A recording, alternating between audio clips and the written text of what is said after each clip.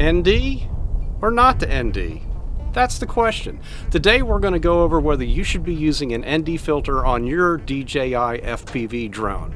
What we're going to do is we're going to test here at this school stadium where there's nice lines, so we can test and see the motion blur without an ND filter and with the proper ND filter, and how we're going to go about deciding which one is the right one to use today.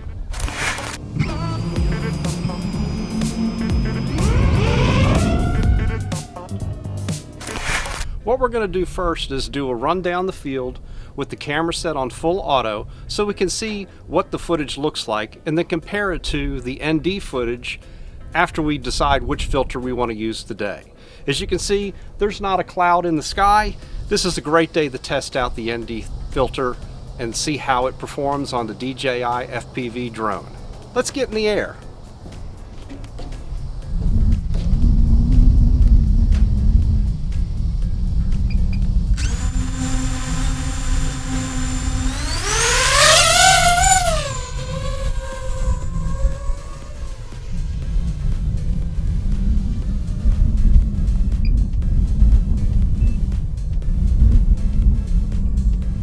Okay, now I'm recording. So let's go ahead and just do a run down the field here. Let's go over the numbers here. We'll see what the motion blur looks like. Then we'll come back, we'll do another run at even a higher speed.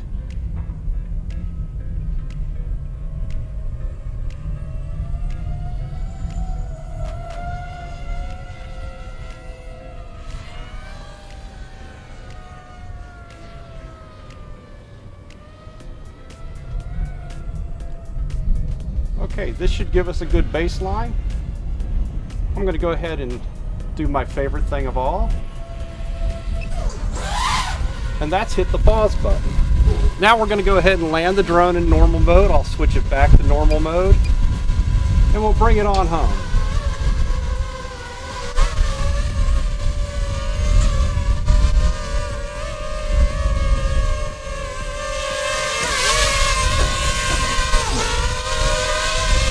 Boy, I tell you, DJI just makes this way too easy. Now's the time when you have to make a decision as a videographer. How dark do you want the exposure to do? I found I like to go on the darker side of exposure because it's easier to bring it up in value as you post-process it. If it's overblown, it's going to be harder to recover. So what we need to do is decide how we're going to set our camera. In my case, I'm filming at 1080p with 60 frames per second. So I'm going to want to set my shutter speed to 1/20th, or 1/120 is the shutter speed, because on the DJI FPV drone, it's always 60 frames per second. I normally film in 30 frames per second like I'm doing on the Canon camera that we're recording on right now. But we can't control that yet on the DJI FPV drone. So what we're going to do is let's jump into the goggles. I'm going to record it so you can see what I'm doing. So I have my little setup here. We're going to go ahead and start recording on the goggles.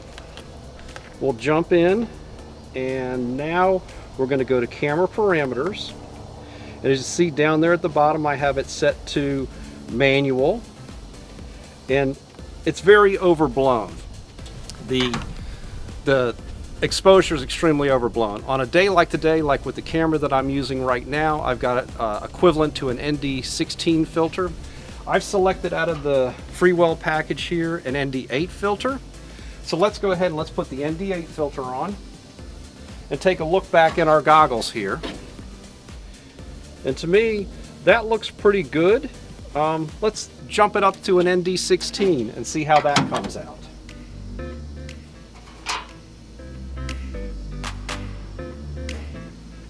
So now we have the ND16 filter on. And to me, I like that a little bit better. It may be a little bit dark, but like I said, it's easier to recover it in post-process. The on-screen footage that I'm going to put on there is untouched. It's just GoPro color footage. I won't post-process it so you can see the exact colors that we have. Let's go ahead and let's do some runs with the ND filter installed and see if there's any difference when we run down the field. Okay, let's get this DJI FPV drone in the air with the Freewell ND filter and let's see what the motion blur actually looks like. I'm flying in manual mode today, so I have more control and can have a higher speed going down the field so we can actually see what the ND filter is going to do. Let's get airborne. What I need to do is remember to hit the record button, so I'm going to hit the record button now before we take off. Motor button twice. And we're off.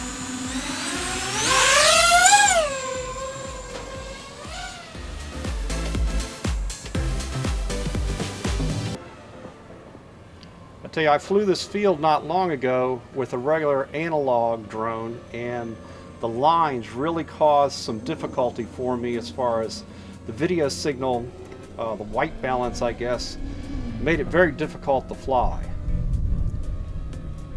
So right now it says that we're doing 31 miles an hour, 47 miles an hour. So let's go ahead and go up here and let's drop down and do a fairly fast run right across the field.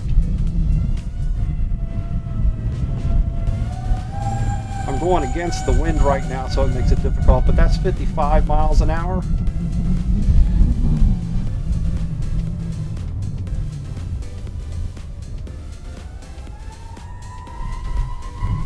And now we got it screaming pretty good at 82.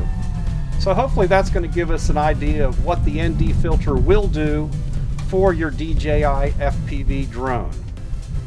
Let's go ahead and come in here.